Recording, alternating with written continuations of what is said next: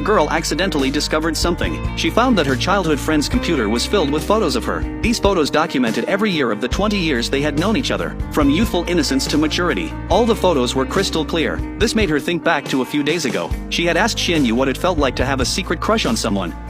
내 마음인데 뭐 접는 것도 펼치는 것도 뭐나 내 의지대로 되는 게 없으니까.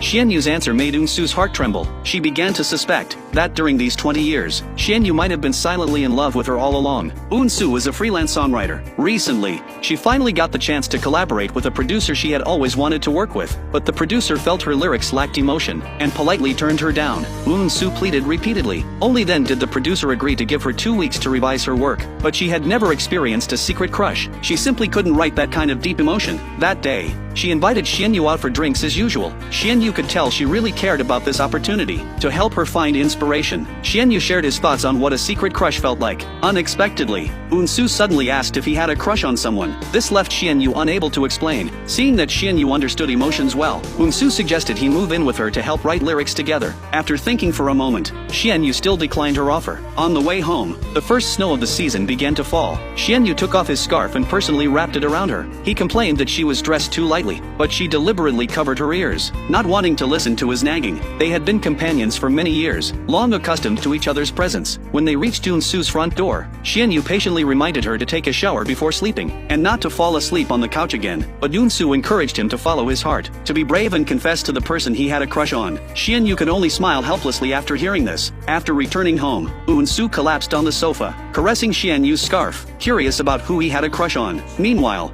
Xianyu looked at photos of Eunsu on his phone. Lost in thought, his memory drifted back to 4 years ago. That year he had entered a photography contest. Before the results were announced, Eunsu dragged him to a bar to celebrate. In her mind, Xianyu was always the best photographer. In the end, he only won second place in the contest. Eunsu angrily grabbed her phone, saying she wanted to file a complaint against the judges. She verbally encouraged Xianyu to keep trying, but her eyes couldn't hide her disappointment. That day, Eunsu had actually just been dumped by her boyfriend. The bar owner advised her not to date casually, saying she should find a steady and reliable man like Xianyu. Xianyu felt hopeful hearing this, but Eunsu directly rejected the idea in front of everyone. She said they should be best friends for life, because lovers always break up, but friends can stay by each other's side forever. Xianyu was happy to hear this, but he also felt somewhat unwilling. He didn't want to be just friends. So the next morning, Xianyu showed up at Eunsu's door with his luggage, saying he agreed to temporarily move in and help her write lyrics. Although Eunsu was a bit surprised by his sudden change of mind, she was still very happy that he came. The first thing after moving in,